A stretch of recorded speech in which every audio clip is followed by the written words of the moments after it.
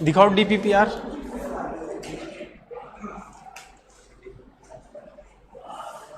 चलो मोबाइल में देख लूँ मैं, छोड़ो मोबाइल में देख लो, फिर तुम किस में देखोगे? चलो रहने, मैं मोबाइल में देख लूँगा, छोड़ो छोड़ो दो।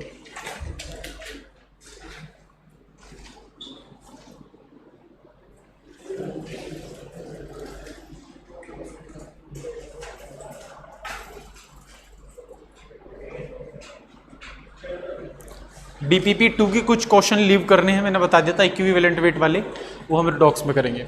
जैसे कि हम बात करते हैं क्वेश्चन नंबर 1। क्वेश्चन नंबर 1 बताना है, बताना है। क्वेश्चन नंबर 1 इसमें बोल रहा है इन द हैबर प्रोसेस।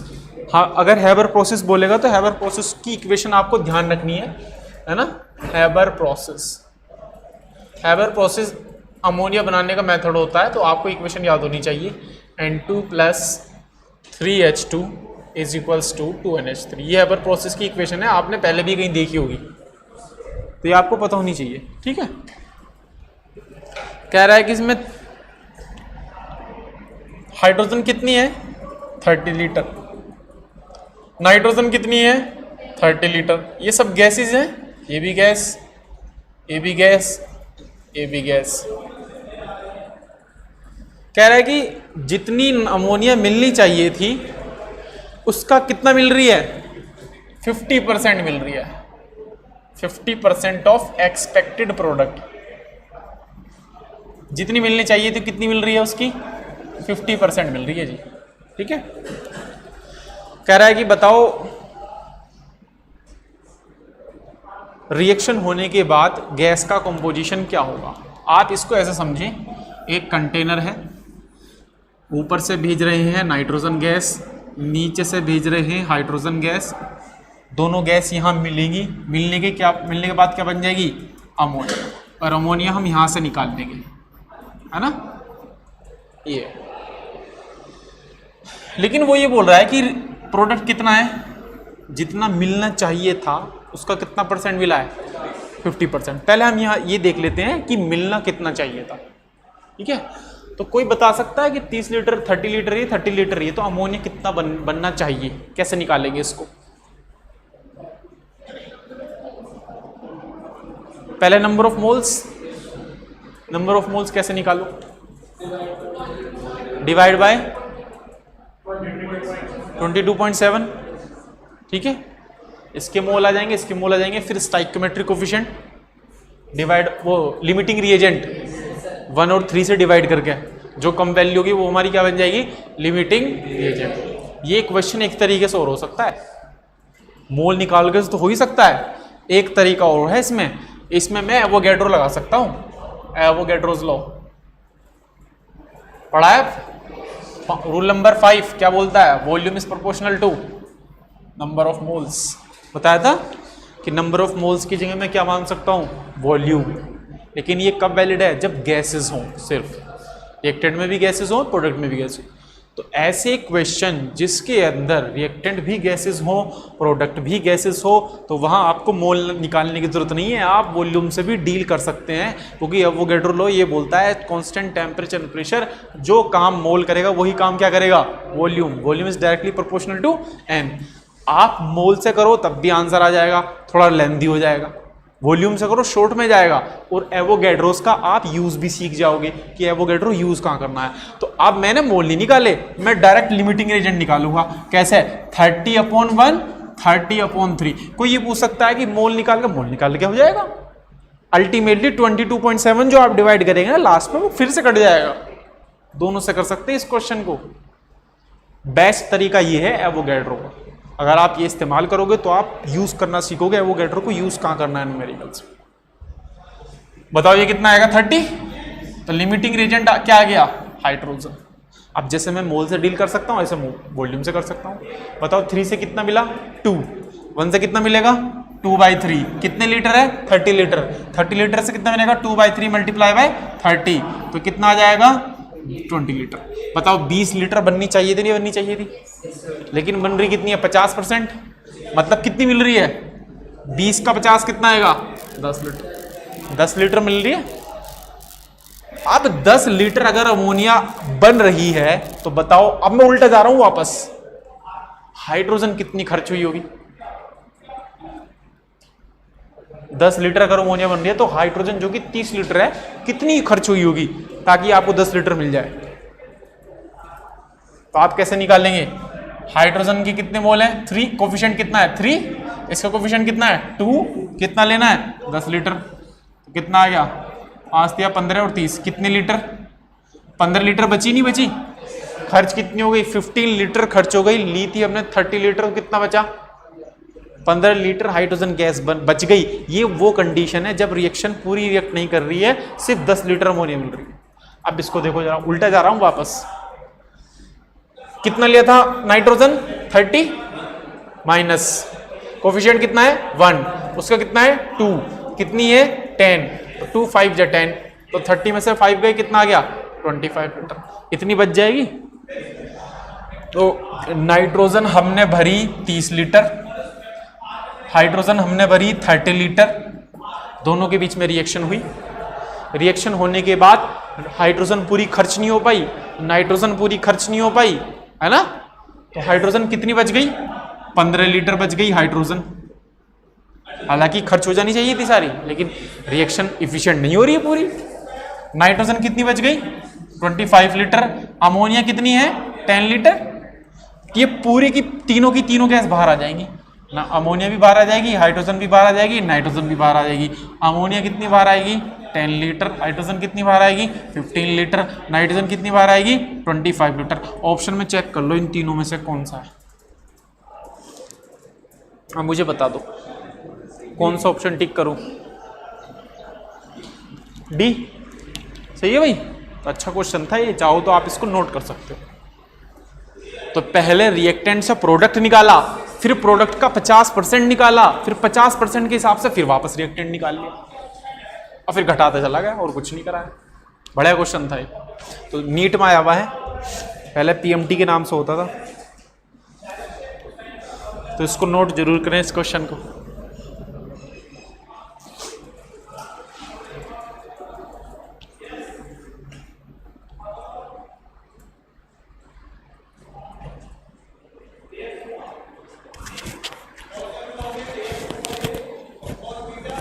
कर लिया note?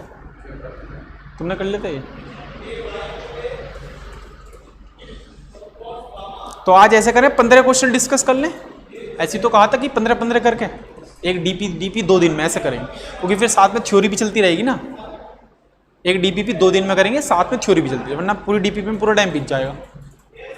Daily theory, daily DPP कर लो, थ्योरी भी पढ़ लो, बैलेंस चलता रहेगा हिसाब।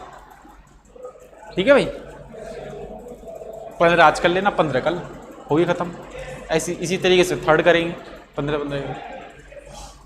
हटा दो इसको। क्वेश्चन नंबर 2 बोलो, बताना है कि नहीं? नहीं बताना? आंसर की तो इसमें है शायद। क्वेश्चन नंबर 3 बताओ। 3 बताना है? चलो क्वेश्चन नंबर 3। क्वेश्चन नंबर 3 बोल रहा है कि the mass of carbon anode consumed in the production of giving only carbon dioxide the production of 270 kg of aluminium metal from bauxite लिखा हुआ है इसमें, बॉक्साइट है ये, by the hall process. Hall process भी आप पढ़ोगे, है ना? 11th क्लास में है हॉल प्रोसेस। तो बॉक्साइट का पहले फॉर्मूला आपको पता होना चाहिए, Al2O3.2H2, ये होता है बॉक्साइट। और बॉक्साइट से एल्यूमिनियम बनाया जाता है ना? बॉक्साइट क्या है? ये ओर है, ओर समझते हो, जिसमें से प्योर एल्यूमिनियम निकाला जाता है, तो इसको हम बोलते हैं बॉक्साइट। कह रहा है कि बॉक्साइट लिया गया है, बॉक्साइट लिया गया है और उसकी रिएक्शन पढ़ो, कार्बन एनोड। तो कार्बन एनोड सिर्फ कार्बन का बना होगा, कार्बन एनोड सिर्फ कार्बन का बना होगा, नहीं बना होगा? ठीक है? जैसे कि पेंसिल की नोब ग्रेफाइट कार्बन से बनी होती है, डायमंड सिर्फ कार्बन से बना होता है, फ्लोरीन्स 10th में पढ़ी होगी आपने, वो भी सिर्फ कार्बन से बनी होती है, सब कार्बन के हैं, है ना? आप घंटे की सेल को फोड़ोगे तो उसमें ब्लैक कलर की बीच में वो निकलती है, वो भी सिर्फ कार्बन। 3 ऑक्सीजन, ये तो बैलेंस है ही, 2 वाटर 3 ऑक्सीजन, इधर 2 हैं तो मैंने 3/2 की मल्टीप्लाई कर दी ताकि 2 से 2 कैंसिल हो जाए और 3 1 1। कितने कार्बन? 3 कार्बन। बैलेंसिंग देखो मैंने बैलेंस कराया अभी ये सिर्फ। अब बताओ बैलेंसिंग समझ आई कि नहीं आई? 2 वाटर एज इट इज बाहर निकाल दिए। वो कह रहा था कि कार्बन को सिर्फ CO2 बनाना है और क्वेश्चन ने उसमें बोला है कि बॉक्साइड से एल्यूमिनियम भी बनाना है, ये भी बोला है। तो अपनी तरफ से कुछ भी चीज मैंने नहीं लिखी है, सिर्फ बॉक्साइड का फॉर्मूला लिखा है, बाकी सब चीज क्वेश्चन में मेंशन।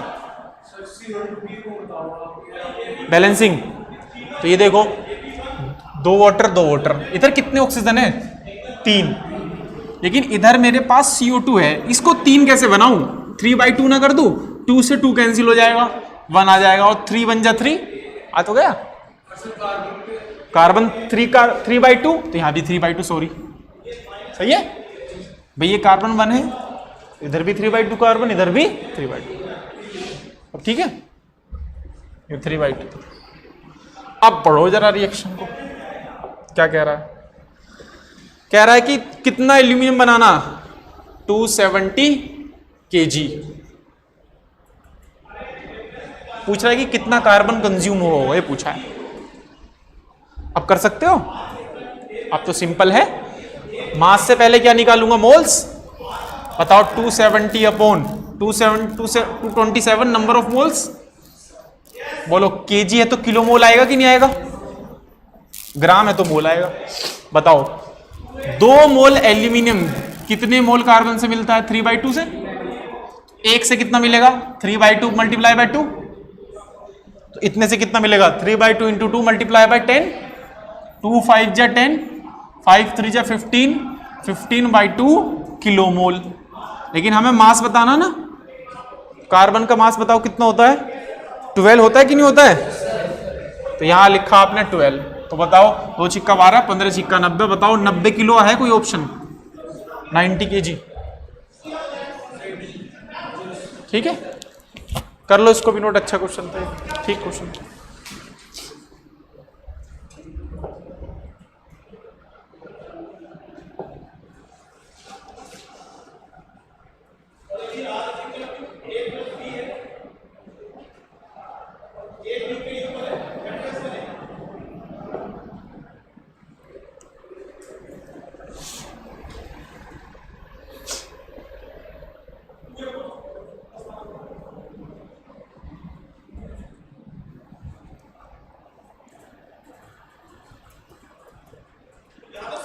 क्वेश्चन नंबर 4, 6 और 7, ये तीनों क्वेश्चन भी रिडॉक्स के हैं, इनको भी छोड़ देना। 4, 6 और 7 बैलेंसिंग के हैं, ये वहीं पढ़ेंगे हम बैलेंसिंग। क्वेश्चन नंबर 5 तो हो गया होगा, एवरेज एटॉमिक मास का क्वेश्चन है। इसके बाद कौन सा बताना? 9th। ये हटा दूं?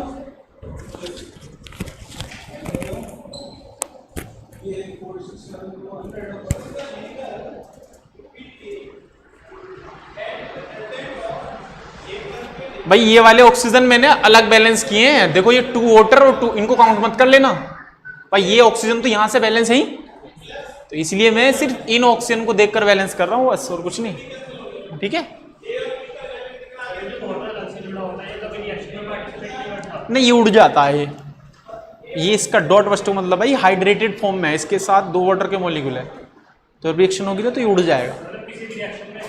नहीं इसका नोड ये अलग हो जाता है, जैसे कि इसमें भी होता है कॉपर सल्फेट .5s2, आप इसे गर्म करते जाओ, पानी ये जो है ये धीरे धीरे बाहर निकलते जाएंगे, पहले 2 निकलेंगे, फिर 2 निकलेंगे, फिर 1 बचेगा वो भी निकल जाएगा, फिर कॉपर सल्फेट बचेगा लास्ट में, फिर आप गर्म करोगे, फिर ये डिकम्पोज होगा जाकर। ठीक है, हटा दो इसको।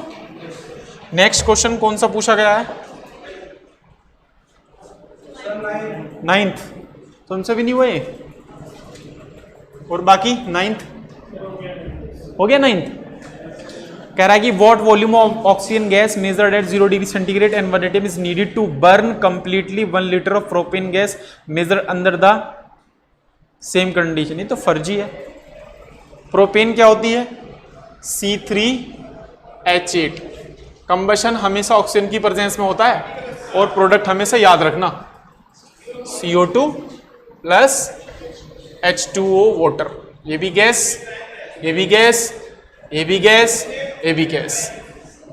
ठीक है, कितने लीटर बर्न कर रहे हैं? 1 लीटर।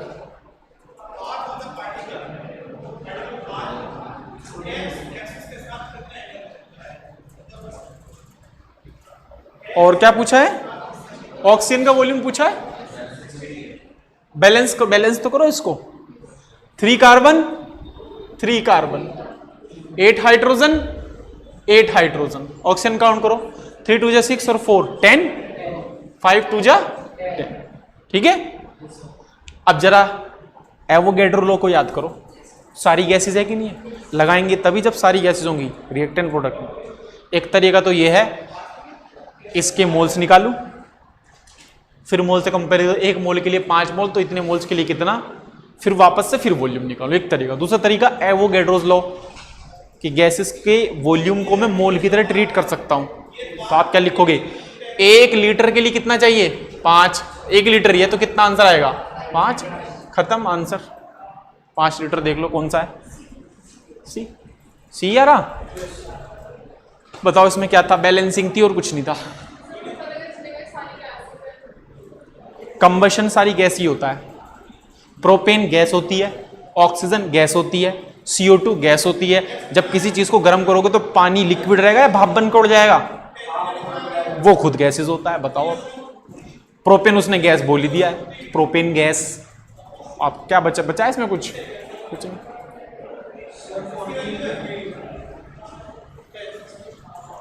14 तो मैंने क्लास में कराया है, अगर आपके याद हो। कराया? 2 तरीके से कराए थे क्वेश्चन 14 हैं, याद है तुम्हारे? 14वां क्वेश्चन मैंने क्लास में कराया है, पेन ड्राइव में था वो question.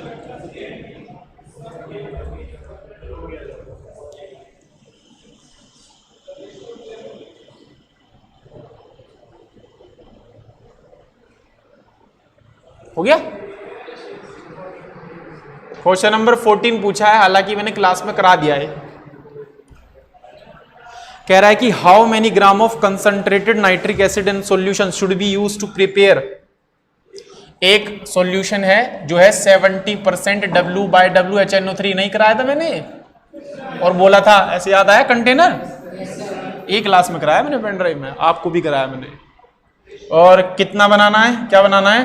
250 ml of 2M HNO3 बनाना है, नहीं बनाना है? पूछा है कि बताओ इसका कितना वेट, कितने वेट की रिक्वायरमेंट होगी, ये पूछा है। तो इसके 2 तरीके बताए थे मैंने करने के, है ना?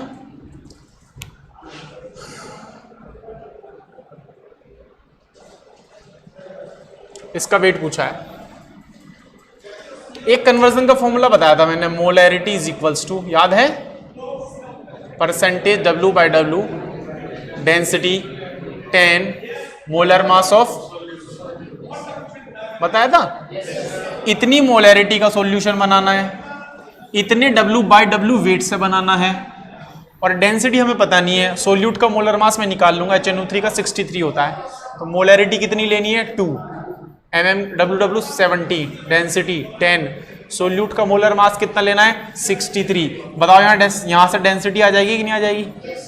तो जैसी डेंसिटी आई तो डेंसिटी का एक मास, तो ये तो पता होता है मास बाय वॉल्यूम, तो आपको मास निकालना है, तो क्या जाएगा? Density into volume.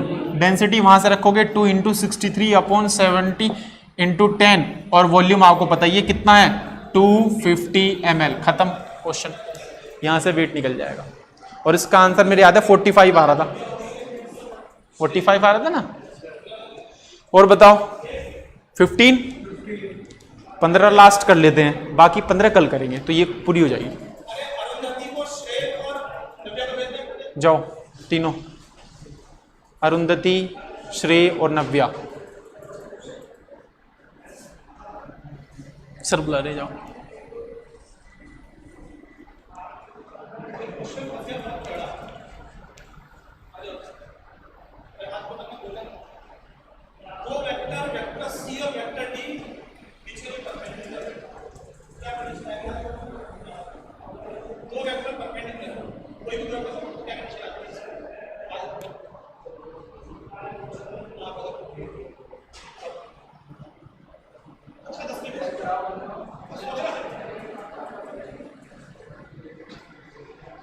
हो गया? 15वां कराना किसी को?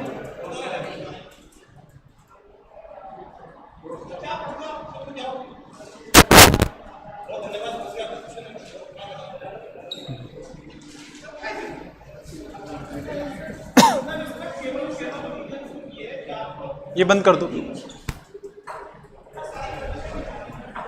क्वेश्चन नंबर 15 लिमिटिंग रीजेंट वाला केस क्वेश्चन है।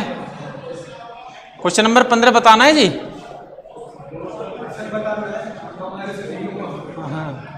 हाँ जी बताएं आप नव्या, क्वेश्चन बताना 15वां। 15 कह रहा है कि मैग्नीशियम को बर्न किया गया ऑक्सीजन की प्रेजेंस में। क्लास 10th में फर्स्ट चैप्टर में रिएक्शन दिए मैग्नीशियम को बर्न करने की। Mg प्लस O2 क्या बन जाएगा? MgO। बैलेंस कर दूं, 2 oxygen 2 oxygen 2 magnesium 2 oxygen. Class 10th में है कि नहीं है? मैग्नीशियम के वायर को बर्न करते हैं। कह रहा है कि बताओ कौन सा अच्छा मैग्नीशियम कितना है? 1 ग्राम। ऑक्सीजन कितना है? 5-6 ग्राम। तो पूछा है दोनों में से कौन सा रिएक्टेंट बचेगा और कितना बचेगा, ये क्वेश्चन। ये लिमिटिंग एजेंट क्वेश्चन है। दोनों में से कौन सा बचेगा और कितना बचेगा। तो सबसे पहले तो हम लिमिटिंग एजेंट निकालेंगे। गिवन मास, मोलर मास बोलो 24, number of moles. Given mass 0.56, molar mass 32। Box में क्या निकालूंगा? Lr for limiting reagent 1/24 0.56/32। ठीक है। अब मुझे ये निकालना है इन दोनों में से कौन सी छोटी वैल्यू है। ये लिया जी 32, ये लिया जी 32, ये लिया जी 24, ये लिया जी 24। ये क्यों किया मैंने? नीचे वाली वैल्यू सेम, डेनोमीटर सेम हो गया कि नहीं हो गया? अब ऊपर की वैल्यू चेक कर लो। ऐसे तो पढ़ते हैं क्लास 8th में, है ना। तो ये तो 32 है ना। आपको ये बताओ ये क्या है? ये तो 32 से कम आएगी कि नहीं आएगी? बिना कैलकुलेशन के बता दिया मैंने, 32 से कम आएगी। आएगी नहीं आएगी? भैया ये 24 का 50% के समथिंग है, 12 समथिंग। देखो मैंने कुछ भी कैलकुलेट नहीं किया, ना एक मल्टीप्लाई करी ना एक डिवाइड किया। तो ये वैल्यू ज्यादा आ गई, ये वैल्यू कम आ गई, मतलब ये लिमिटिंग रिएजेंट है कि नहीं है? अच्छा हाँ, अभी तो स्टाइकोमेट्रिक कोफिशिएंट भी तो ले जाएगा। इसका क्या लेना है? अरे हाँ सॉरी, स्टाइकोमेट्रिक कोफिशिएंट बच गया, मैंने ऐसे डिवाइड कर दिया। इसके मोल कितने हैं? 124, स्टाइकोमेट्रिक कोफिशिएंट 2.56, ये कितना आ गया? 32। अब सही है। ये कितना आ गया? 1/48। इसको थोड़ा सॉल्व कर लेता हूँ। ये कितना आया? 16, 2 2 जा 4, 2 8 जा 16, ये 16। अब देखो मैं 3 की मल्टीप्लाई कर दी ताकि नीचे डिनोमिनेटर सेम हो जाए। हो गया कि नहीं हो गया? और कितना आ गया? into 3। तो कौन सी? ऊपर 1 है और ये ऊपर वैल्यू है, कितनी आएगी? 24। ये ज्यादा आएगा, अब भी ये ज्यादा आ रहा है। ठीक है। तो लिमिटिंग रिएजेंट क्या आ गया? ऑक्सीजन। तो इसका मतलब क्या चीज बची रह जाएगी? मैग्नीशियम बचा रह जाएगा। मैग्नीशियम है ऑप्शन में? हाँ बिल्कुल है। तो 2 ऑप्शन तो कट गए होंगे, ऑक्सीजन वाले 2 बचे होंगे, मैग्नीशियम वाले 2 तो बाहर हो गए। अब आपको मैग्नीशियम का अमाउंट निकालना है, क्योंकि मैग्नीशियम क्या है? ER, एक्सिस रिएजेंट बचा हुआ। अब वो कैसे निकालेंगे? सिंपल है। इसके कितने मोल है? 1/24। इसके कितने मोल है? 0.56। कैलकुलेशन बता रखा है ना मैंने, लेफ्ट मोल कैसे निकालते हैं। ओरिजिनल लिख लो 1/24 माइनस, बताओ इसका कोफिशिएंट कितना है? 2 डिवाइड बाय ऑक्सीजन का कितना है? 1 मल्टीप्लाई बाय कितने मोल हैं? 0.56/32। इसको सॉल्व करके अब आंसर निकालना है बस, और कुछ नहीं है। ठीक है। अब सॉल्व कर लेंगे नहीं, अभी मोल्स आएंगे इसके, मास नहीं आएगा। तो अब आपका काम है इसको करना। ये 16 आ गया, 1/24 माइनस 0.56/16 क्या हुआ? ये क्या आ जाएंगे? मोल्स। मल्टीप्लाई बाय 24 करूंगा तो क्या आ जाएगा? ग्राम। मास आ जाएगा। कर लो मल्टीप्लाई अंदर। ये तो 1 आया माइनस, ये कितना आ गया 0.56 अपॉन 16 इंटू 24, 6 4 3 2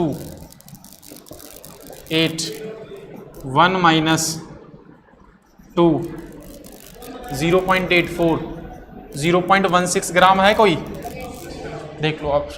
मैग्नीशियम और 0.16 देख लो, आपके सामने सोल्व करा, बताओ कहाँ मैंने कैलकुलेशन लगाई इसमें, फाइनल में करा बस मल्टीप्लाई और कहीं। ठीक है, नोट करोगे इसको, कर लो, नोट करना हो।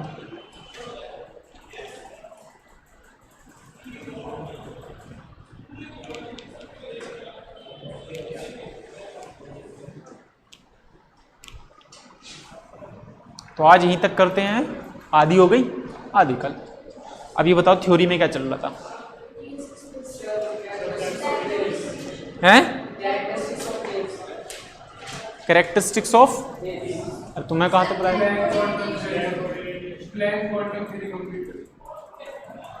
तुम्हारा तो आ गया। कैरेक्टरिस्टिक्स ऑफ, तुम दिखाओ कॉपी, कॉपी दिखाओ मुझे, कॉपी लाए? लास्ट वाला दिखाओ, कोई लाया है कॉपी तुम में से? लास्ट में वीन्स लो। और तुम्हारा? हाँ वही वीन्स लो तो बताया था, नहीं बताया था? अरे वो point tip lambda max into T, ये तो बता दिया तुम्हें, क्या बात करते हो, बता दिया ना, सेम सेम चल रहा है, बता दो इसको। क्या मैं E is equals to H nu बता चुका हूं? क्या मैं E is equals to N photon की जगह एच न्यू बता चुका हूं कि number of N photon N होंगे तो ये लगाएंगे, एक होगा तो ऊपर वाला लगाएंगे। क्या मैं ये बता चुका हूं इसको NHC बाय लैम्डा भी लिख सकते हैं? ये तो सारी चीजें बता चुकी हूं, है ना। ब्लैक बॉडी रेडिएशन को कौन डिफाइन करता है, प्लांक या मैक्सवेल? किसने एक्सप्लेन किया था? प्लांक ने। प्लांक कौन सी नेचर को सपोर्ट करते हैं, पार्टिकल या वेव? पार्टिकल। मैक्सवेल किसको कर रहे हैं? वेव। वेव क्लासिकल तो सब्जेक्ट है, क्लासिकल मैकेनिक वो सब्जेक्ट है। यहां तक करा दिया था, ठीक है, इससे आगे तो नहीं कराया। अब इससे आगे बढ़ने से पहले ब्लैक बॉडी रेडिएशन के बाद फोटो इलेक्ट्रिक इफेक्ट आता है, लेकिन इसी में अभी हम न्यूमेरिकल्स करेंगे आगे। तो आपको फाइनली ये फॉर्मूला याद रखना, जब नंबर ऑफ फोटोन की बात करेगा तो हमेशा ये फॉर्मूला लगाएंगे, और नंबर ऑफ फोटोन की बात नहीं करेगा तो एक फोटोन मान के चलेंगे, तो E is equals to H nu या फिर E is equals to H C by lambda वाला फॉर्मूला लगाएंगे। बात समझ रहे हो कि नहीं? ये दो फॉर्मूले। अब इन दोनों फॉर्मूले को हमें थोड़ा सिंप्लीफाई करना है, क्योंकि आप जरा इन दोनों फॉर्मूले को ध्यान से देखो, मेनली तो इसको देखो, क्योंकि इसी में अगर आप n की वैल्यू 1 रखोगे तो ऊपर वाला पहुंच जाएगा। इस फॉर्मूले के अंदर दो चीज ऐसी हैं जो हमेशा कांस्टेंट रहेंगी। h की वैल्यू बताओ कितनी है? 6.6 into 10 to the power minus 34 joule second, हमेशा कांस्टेंट रहेगा। c की वैल्यू बताओ 3 into 10 to the power 8 metre per second, हमेशा कांस्टेंट रहेगा। क्यों ना न्यूमेरिकल्स में इन दोनों को मल्टीप्लाई करके पहले ही रख लिया जाए, क्यों बार बार मल्टीप्लाई करके टाइम खराब किया जाए, तो इनको मल्टीप्लाई करके पहले ही रख लेंगे, तो हमारी जो एग्जामिनेशन में टाइम बच जाएगा। ठीक है, अब मैं इसको सोल्व कर रहा हूं, तो जैसे ही मैं इसको सोल्व करूंगा तो आप बताओ E is equals to N, H की वैल्यू कितनी है? 6.6 into 10 to the power minus 34, C की वैल्यू कितनी है? 3 into 10 to the power metre per second, और जो लैम्डा रखा जाएगा बोलो मीटर में रखेंगे नहीं रखेंगे? क्योंकि ये भी metre per second SI system, ये जूल सेकेंड SI सिस्टम, तो लैम्डा SI सिस्टम बोले तो मीटर। लेकिन अगर लैम्डा एंगस्ट्रॉम में दिया हो, 90% चांस है वो लैम्डा या तो आपको एंगस्ट्रॉम में देगा या नैनोमीटर में देगा, कभी भी मीटर में नहीं देगा। तो आप क्या करेंगे मुझे बताओ, n into 6.6 into 10 to the power minus 34 into 3 into 10 to the power 8, lambda अगर एंगस्ट्रॉम में होगा तो ईमानदारी से बताओ 10 टू द पावर माइनस 10 की मल्टीप्लाई करके रखेंगे नहीं रखेंगे? तभी मीटर में जाएगा वो। अब मुझे इस सारी वैल्यू को सॉल्व करना है, तो E is equals to n multiply by 6.6 into 3 10 to the power minus 34 और प्लस 10 और प्लस 8 मल्टीप्लाई बाय 10 की पावर 18 आ गया कि नहीं आ गया? और नीचे बचेगा लैम्डा एंगस्ट्रॉम, इन दोनों की मल्टीप्लाई कर ली तो ये आ गया n into 19.8 into 10 to the power minus 16 upon lambda angstrom. ये आ गया फॉर्मूला फाइनल हमारा। यहां से न्यूमेरिकल शुरू करेंगे, हमेशा याद रखना, क्योंकि मैंने एसआई सिस्टम लिया है तो एसआई सिस्टम में एनर्जी की यूनिट क्या होती है बताओ? जूल होती है नहीं होती है? तो ये फॉर्मूला आ गया। तो अगर एनर्जी जूल में पूछेगा तो यहां से फॉर्मूला, यहां से न्यूमेरिकल आपको शुरू करना है। और याद रखना लैम्डा एंगस्ट्रॉम में भरा जाएगा, इसमें मीटर में मैं चेंज कर चुका हूं ऊपर पहले ही। मतलब अगर न्यूमेरिकल्स में आपको ये दे दिया ना 4000 एंगस्ट्रॉम, तो ये 4000 ही लिखना है यहाँ पे, क्योंकि मीटर में हम ऊपर चेंज कर चुके हैं। ये फॉर्मूला आपको सिर्फ वैल्यू पुट करनी है, इसमें आपको आंसर देगा नंबर ऑफ फोटोन या एनर्जी के बारे में जो भी पूछा हो। नंबर ऑफ फोटोन के बारे में कोई चीज मेंशन नहीं है, तो एन की वैल्यू कितनी लेंगे? 1, एनर्जी निकाल। तो ये फॉर्मूला हमारा किसमें? जूल में, एसआई सिस्टम। एक फॉर्मूला तो ये हुआ। दूसरा फॉर्मूला कौन सा याद रखना है? 1 इलेक्ट्रॉन वोल्ट बराबर होता है 1.6 इंटू 10⁻⁻19 जूल। ये आपको याद रखना है, इलेक्ट्रॉन के चार्ज के बराबर ही है।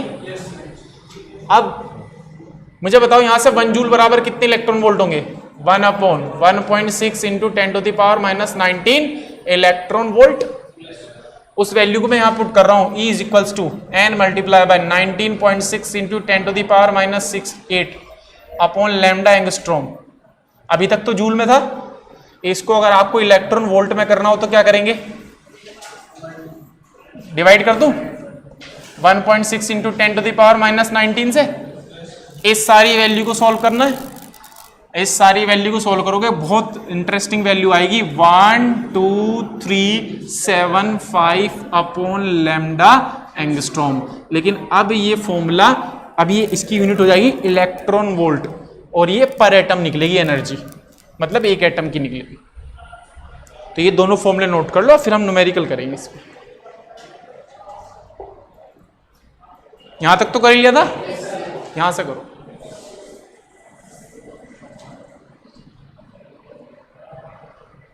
हो गए थे तुम्हारा? ये तुम्हारा हो गए थे, और तुम्हारा क्वेश्चन हो गए थे इस पे?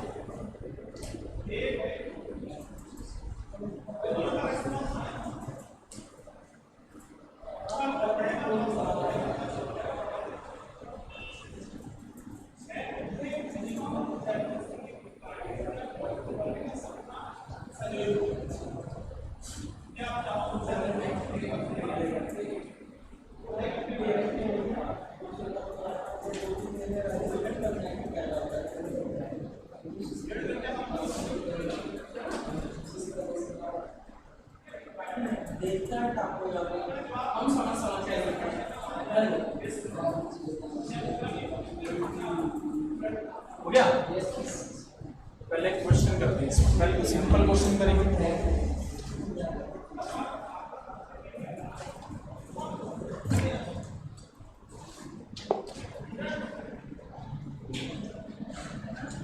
नैनोमीटर को अगर इंच काम में चेंज करना तो क्या करोगे?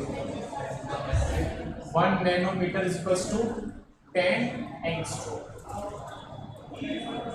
ठीक है, रिलेशन याद रखना। एक क्वेश्चन है छोटा सा, पहले प्रूव करो फिर कोई बड़ा क्वेश्चन करेंगे। क्वेश्चन ये है कि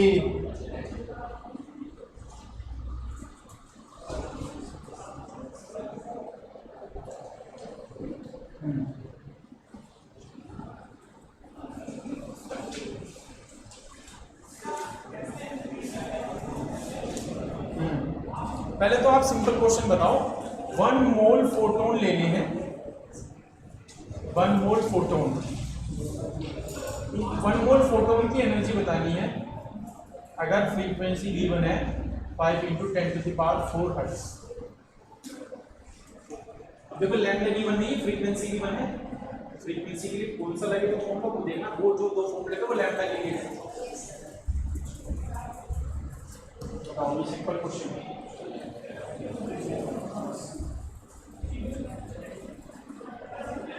कितनी होगी एनर्जी 1 मोल फोटोन लेंगे?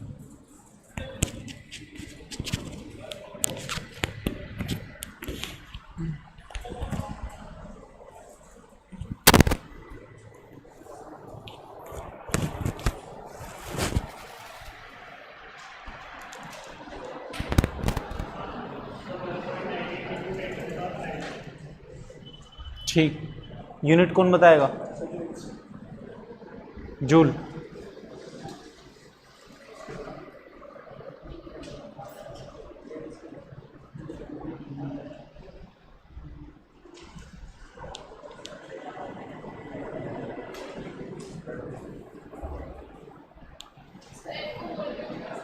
हैं?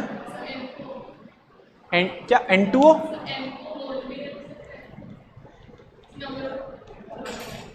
N है पार्टिकल्स। आप देखो 1 मोल में कितने पार्टिकल्स होते हैं, बस वो रखे जाएंगे। ठीक है, फॉर्मूला आपने लगाया होगा A = NH, new = NHc by lambda, लेकिन मेरी नजर गई फ्रीक्वेंसी गिवन है तो मैं ये लगाऊंगा।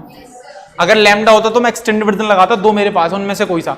जूल देगा तो जूल वाला लगाऊंगा, इलेक्ट्रॉन वोल्ट देगा तो इलेक्ट्रॉन वोल्ट वाला, ये वाला लगाऊंगा। एनर्जी = यहां ये नंबर है, ये मोल नहीं है, ये क्या है? नंबर, काउंटिंग है ये, काउंटिंग नंबर, मोल नहीं है। एक मोल में कितने होते हैं पार्टिकल्स? फोटोन 6.022 × 10⁻23। H कितना है? 6.6 × 10⁻−34। फ्रीक्वेंसी कितनी है? 5 × 10⁻14। दोनों की मल्टीप्लाई करो, ये जूल में आएगा आंसर, और ये आ जाएगा 199.5 × 10⁻3 जूल। और इसको किलो जूल में जब कन्वर्ट करोगे तो आ जाएगा 199.5 किलो जूल। क्योंकि एक मोल की निकाली गई है तो नीचे लिख देंगे पर मोल। ठीक है, क्योंकि एक मोल की निकाली गई है। ठीक है, हो जाएगा ये। चलो नेक्स्ट क्वेश्चन करो। नेक्स्ट क्वेश्चन को करने से पहले ये आपको नोट में लिखना है। बताओ वॉट क्या होता है? वॉट किसकी यूनिट है? ये पावर की होती है। पावर बराबर क्या होता है? W/T होता है कि नहीं होता है? इसकी यूनिट को हम क्या बोलते हैं? वॉट। लेकिन इसको मैं जूल पर सेकंड भी तो बोल सकता हूं, है ना? तो अगर मेरे पास 100 वॉट का बल्ब है, मार्केट से खरीद के लाया, तो इसका मतलब क्या है? ये 100 जूल एनर्जी निकालेगा 1 सेकंड में। ये तो मतलब है इसका। ठीक है, चलो अब इस इंफॉर्मेशन का यूज करते हुए एक क्वेश्चन लिख रहा हूं, देखते हैं कौन इस इंफॉर्मेशन का फायदा उठाकर इस न्यूमेरिकल को सोल्व करने की हिम्मत जुटा पाता है। क्या यार पटक्का क्यों मार रहे हो भैया? ज्यादा हिम्मत जुटा ली तुमने? इतनी नहीं गई थी कि बेंच को उठा के फेंकने लो। 100 वॉट का बल्ब है, कह रहा है ये ऐसी वेवलेंथ निकालता है, मोनोक्रोमेटिक मतलब एक वेवलेंथ जो होती है 400 नैनोमीटर। कह रहा है कि नंबर ऑफ फोटोन बता दो, नंबर ऑफ फोटोन पर सेकंड कितने निकल रहे हैं? कितने नंबर ऑफ फोटोन आ रहे हैं? नंबर ऑफ फोटोन पर सेकंड कितने फोटोन बाहर आ रहे हैं?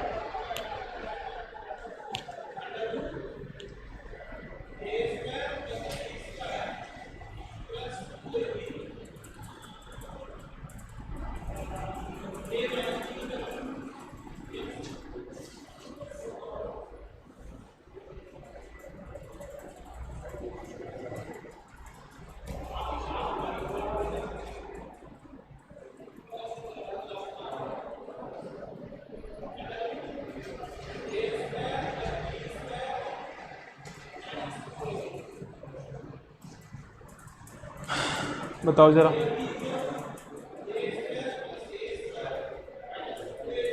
कितने फोटोन आएंगे?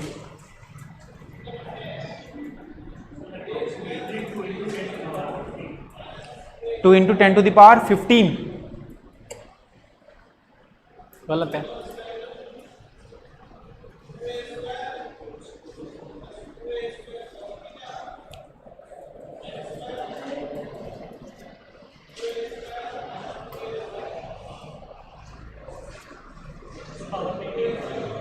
एटीन 2 × 10⁻18 गलत है।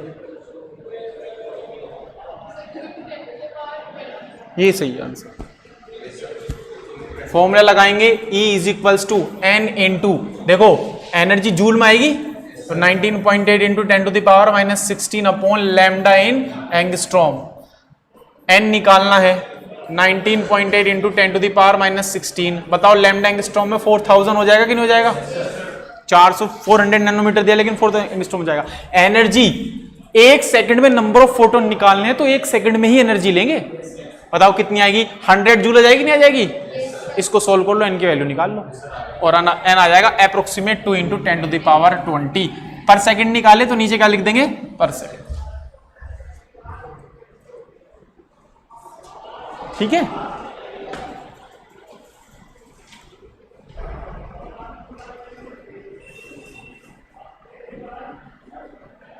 हो जाएगा कि नहीं हो जाएगा? नेक्स्ट क्वेश्चन हटा दो इसको। नेक्स्ट क्वेश्चन दोगे। Third question number third. Question number third ये बोल रहा है कि हमारे पास एक बल्ब है ना, एक बल्ब है जो 150 वॉट का है और ये जो वेवलेंथ निकालता है वो है 4500 एंगस्ट्रॉम। कह रहा है लेकिन जितनी भी लाइट निकालता है ना उसकी 80% ही एनर्जी, उसकी 80% एनर्जी, जितनी भी एनर्जी निकाल रहा है एज लाइट के तौर पर इस्तेमाल हो रही है, बाकी खराब जा रही है।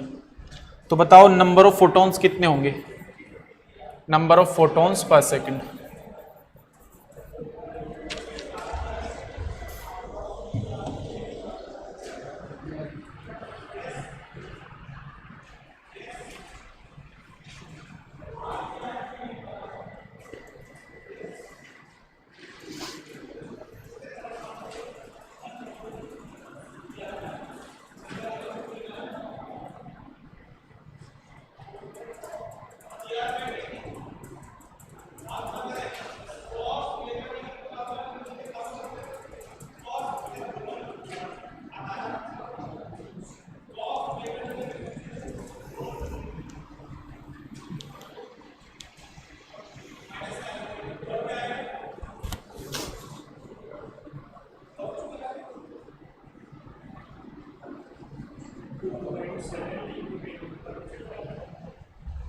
नंबर ऑफ फोटोन निकाल लो, इसका आंसर नहीं है मेरे पास। अब सब कंफर्म करो। सेम ही तो क्वेश्चन है, बस इस बार एनर्जी आप कितनी रखोगे? 150 जूल का 80%, क्योंकि वही लाइट के तौर पे काम आ रही है। बाकी 20% एनर्जी बल्ब को गर्म करने में खराब जा रही है। बल्ब गर्म भी तो हो जाता है जब हम उसको जलाते हैं, तो कुछ एनर्जी गर्म में चली जाती है।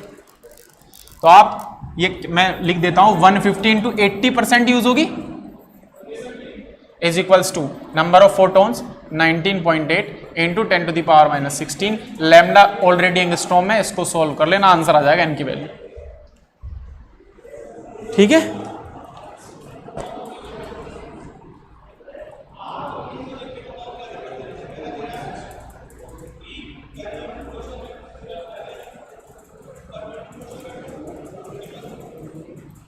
थोड़ा सा ट्रिकी क्वेश्चन दूं नया, जी एडवांस लेवल का, चलेगा? ये तो थोड़ा इसका लेवल जी एडवांस लेवल का क्वेश्चन है थोड़ा सा। ये कह रहा है कि एक फोटोन है, मैं लिख देता हूं, ये नोट कर लें। A photon of 300 nanometre is absorbed by the gas and then re-emitted as 2 photon, one having a lambda is equals to 760 nanometer. What would be the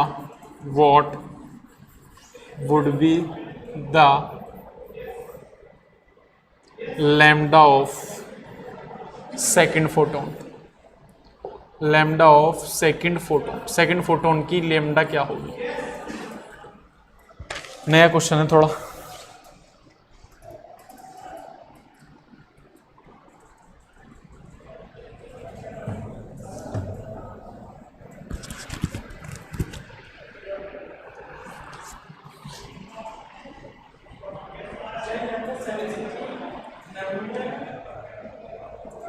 seven 760 है, नैनोमीटर है ये, है ना? ये नैनोमीटर है, एनएम। मैं सब साफ लिख देता हूं, 760 नैनोमीटर।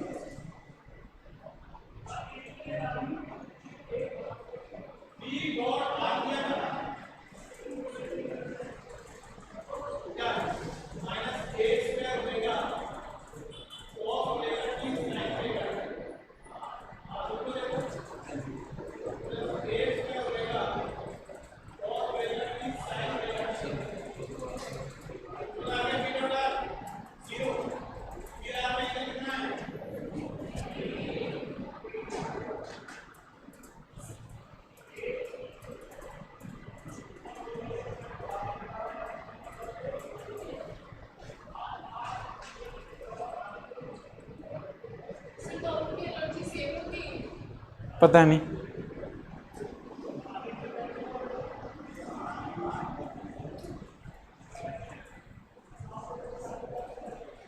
हाँ जी। आज कुछ तूफानी करते हैं। अरुंधति, कुछ आ रहा समझ में? क्या करना? कुछ नहीं आ रहे।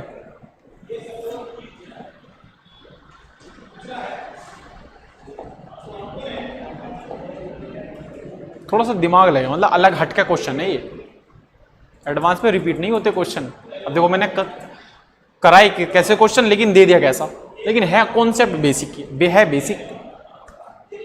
थोड़ा सा दिमाग लगाना बस।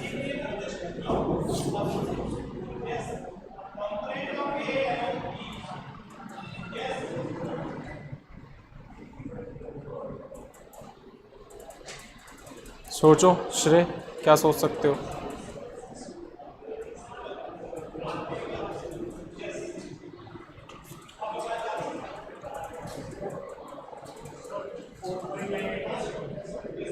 Four 4.9 angstrom. नहीं, इसमें ही बताओ, नैनोमीटर में, जब सब चीज नैनोमीटर दिया है। नैनोमीटर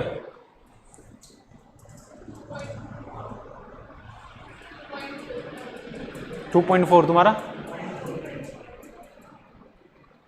कैसे किया, क्या कॉन्सेप्ट लगाया?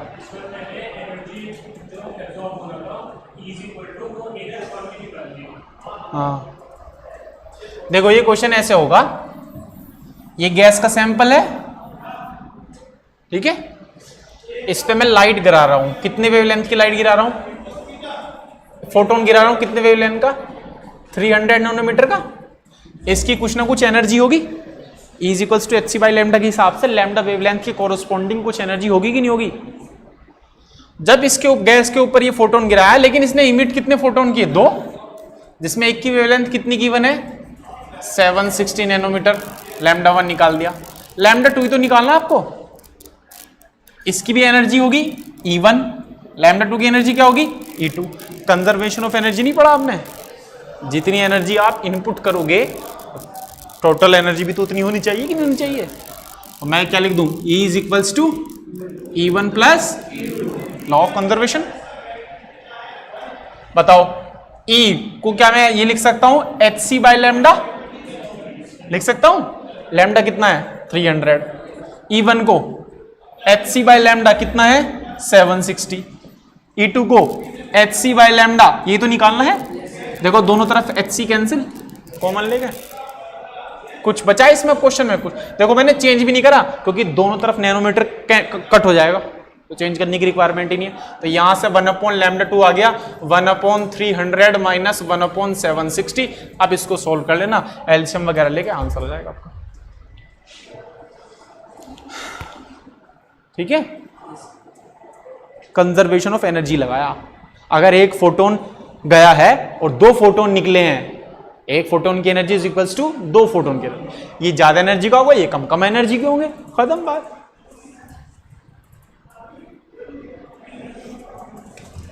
अब इसका आंसर बता दो कितना आ रहा, अभी तो कर लेना आप, मुझे बताओ कितना आ रहा आंसर।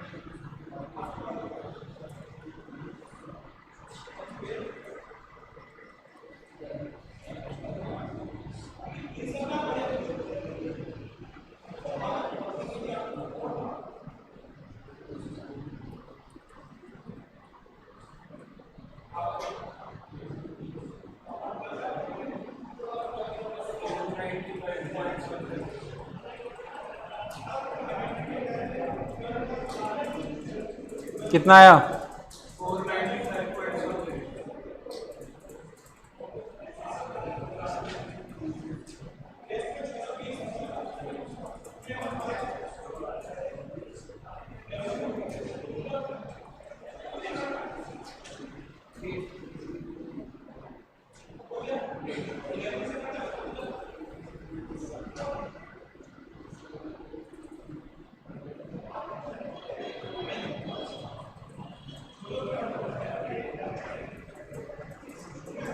आ गया?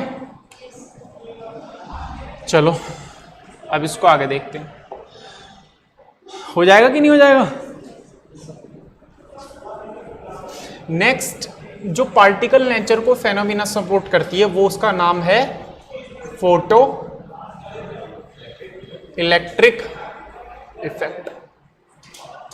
ठीक है जी, ये फेनोमेना भी किस नेचर को सपोर्ट करती है?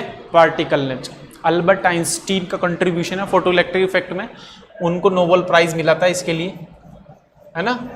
अल्बर्ट आइंस्टीन नोबेल प्राइज मिला था फोटो इलेक्ट्रिक इफेक्ट के लिए 1906 में।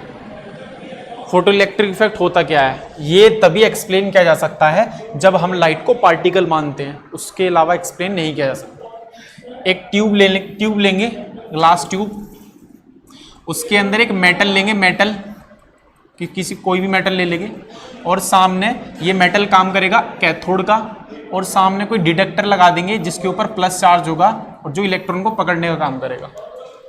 ठीक है, बैटरी कनेक्ट कर देंगे ताकि जब इलेक्ट्रॉन यहां से निकले तो वो एक्सेलरेट हो सके, चल सके। ठीक, इसके ऊपर हम सनलाइट गिराएंगे। क्या गिराएंगे? सनलाइट, या कोई सी भी लाइट गिरा सकते हैं।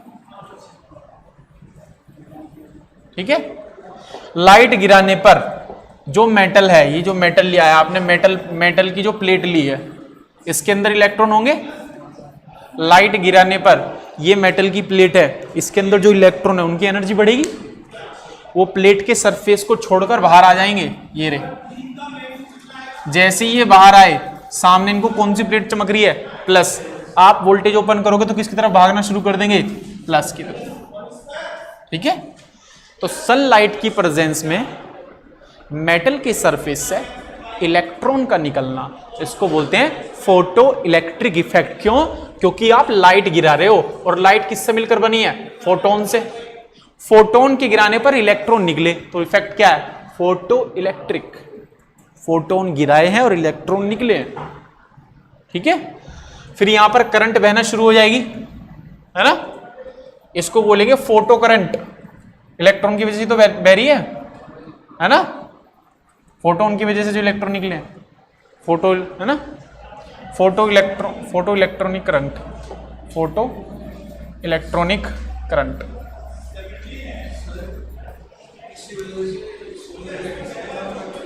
सोलर सेल इसी पे काम करता है। सोलर सेल जो आज इतना चल रहा है वो इसी कॉन्सेप्ट पे काम कर रहा है। सोलर में जो प्लेट है वहां पर मेटल की चादर लगी हुई है, बहुत पतली सी, है ना, फिर उसके ऊपर शीशा लगा हुआ है जो हमें दिखता है, ठीक, बिल्कुल इसी बेस पर काम कर रहा है जो सोलर सेल आज हमारी इतनी ज्यादा यूज करी जा रही है। वो लाइट ले रही है, अपने अंदर से इलेक्ट्रॉन निकाल रही है ना, नीचे बैटरी इन्वर्टर कनेक्ट होता ही है ना, और वो इसमें करंट फ्लो करा के इन्वर्टर की वजह हेल्प से बैटरी को चार्ज करती है, फिर उससे हमारे घर में इलेक्ट्रिसिटी आती है। तो आज का जो हमारा सोलर सेल है वो उसी कॉन्सेप्ट पे काम करता है, फोटो इलेक्ट्रिक सेल पे, ठीक है। तो ये फेनोमेना कहलाती है फोटो इफेक्ट, ठीक है। अब इसमें हम देख लेते हैं इसमें क्या क्या चीज है। इसमें आप देखो, हमने सबसे पहले क्या लिया? मेटल, जिसके ऊपर हम क्या गिरा रहे हैं? Light, metal. तो मान लो आपने इस पर फोटोन गिराया और फोटोन की एनर्जी E है, तो बराबर क्या होगी? h new. और मेटल के अंदर क्या? इलेक्ट्रॉन, लेकिन मेटल के अंदर न्यूक्लियस भी तो है, न्यूक्लियस ने इलेक्ट्रॉन को पकड़ के रख रखा है, बोलो।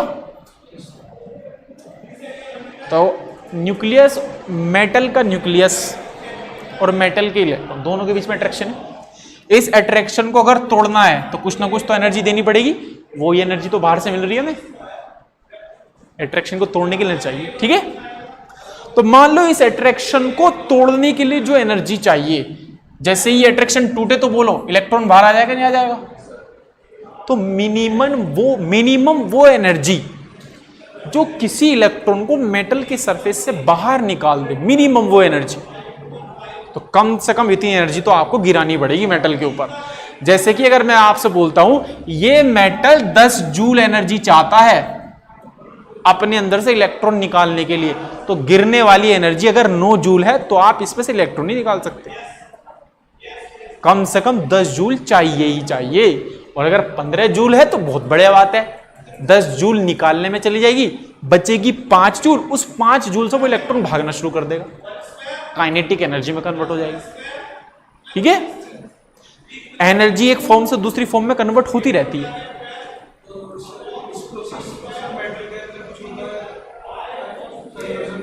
नहीं, मैंने बता तो दिया, मेटल और इलेक्ट्रॉन के बीच में फोर्स ऑफ अट्रैक्शन होता है, और मेटल के अंदर इलेक्ट्रॉन बहुत ज्यादा क्वांटिटी में रहते हैं, ठीक, और इतने स्ट्रांगली बाउंड भी नहीं होते, इसलिए उसमें करंट भी फ्लो करती है ना। लूज बाउंडली होते हैं इलेक्ट्रॉन में आयन से, बस थोड़ी बहुत अगर एनर्जी से मिल जाए वो मेटल के सरफेस से बाहर आ जाते हैं।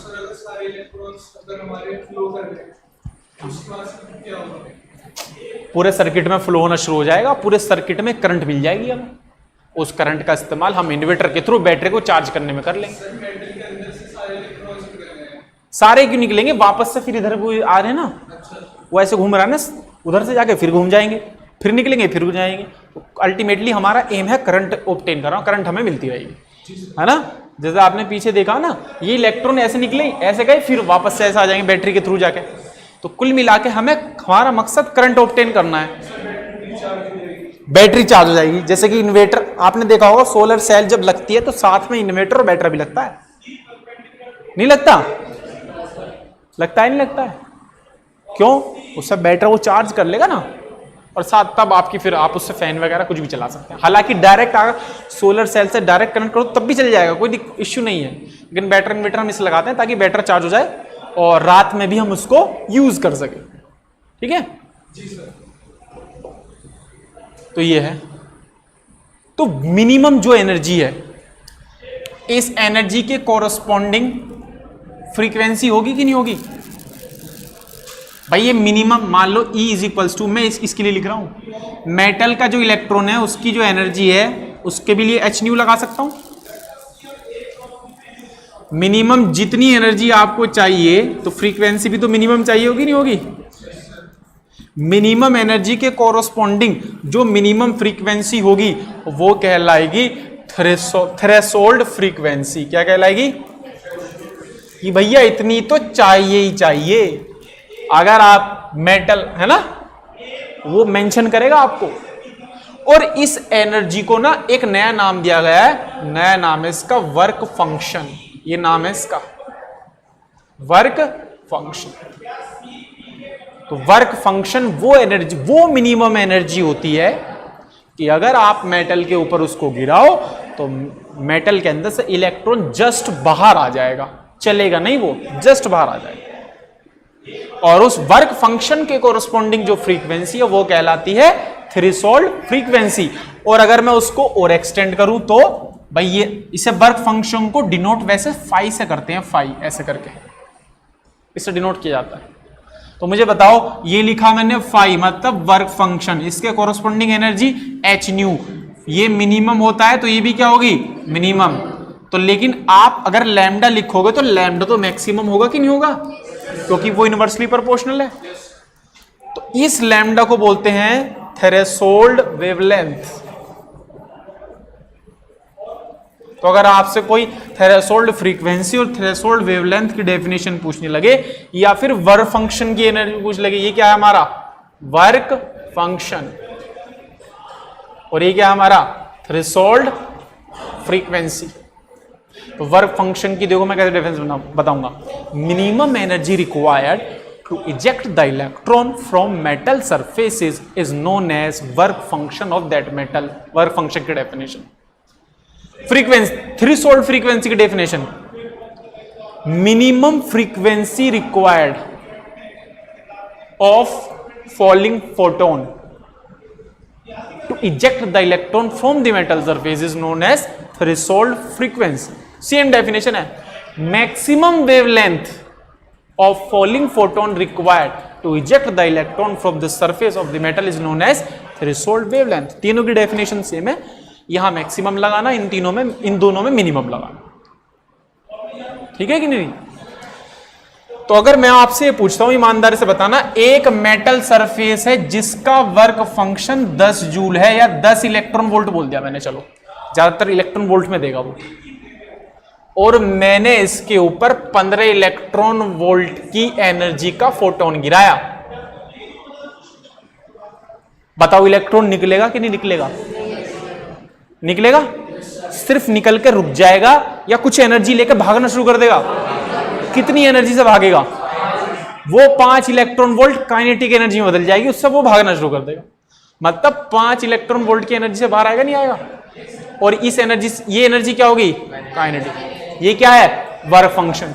ये क्या है? एनर्जी ऑफ द फोटोन जो गिर रहा है। तो क्या इस पूरे इसको देखकर मैं ऐसा बोल सकता हूं कि गिरने वाले फोटोन की एनर्जी, भाई बताओ 15 को मैं नहीं लिख सकता? 10 + 5 गिरने वाले फोटोन की energy is equals to work function plus ये क्या है? Kinetic energy. आगे कि नहीं आगे फॉर्मूला? बस यहीं से न्यूमेरिकल होंगे। इसकी एनर्जी क्या होगी? H new. इसकी क्या होगी? एच न्यू नॉट लिखते हैं थ्रेशोल्ड फ्रीक्वेंसी को। भाई वर्क फंक्शन के corresponding frequency threshold frequency plus kinetic energy half M electron का मास v²। यहां से ये फॉर्मूला है, यहां से आपके न्यूमेरिकल सोल्व होंगे। वेलोसिटी पूछ सकता है, गिरने वाले फोटोन की फ्रीक्वेंसी पूछ सकता है, थ्रेशोल्ड फ्रीक्वेंसी पूछ सकता है, कुछ भी पूछ सकता है। इसकी जगह मैं hc/λ भी लिख सकता हूं। इस फॉर्मूले को दूसरे फॉर्म में कन्वर्ट कर सकता हूं क्या? वेवलेंथ के फॉर्म में hc/λ, hc/λ0 plus half me/v², ये भी लिख सकता हूं। ये फोटो इलेक्ट्रिक इफेक्ट की इक्वेशन है जो न्यूमेरिकल सॉल्व करने में हेल्प करे। तो ये नोट कर लो, फिर आगे चलते हैं। आज इतनी ही तक करेंगे, कल इस पे न्यूमेरिकल्स कराऊंगा। ये नोट कर लो फटाफट।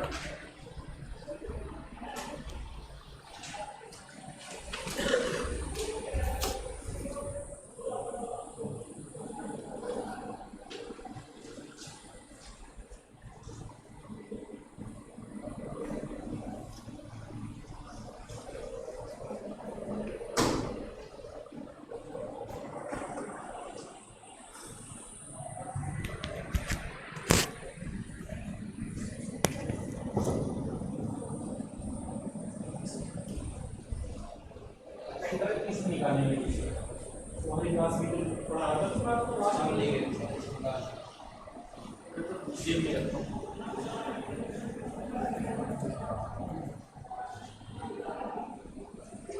नेक्स्ट कर दूँ इसमें से। हाँ ये फॉर्मूला नोट करो।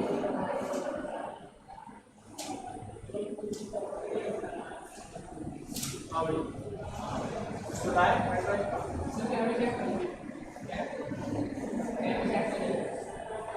चेक करिए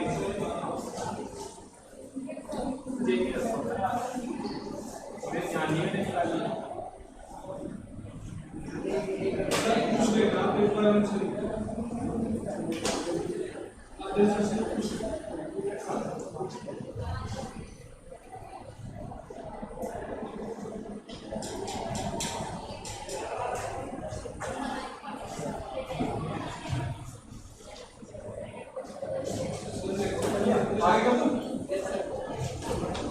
पूरा नोट कर लो।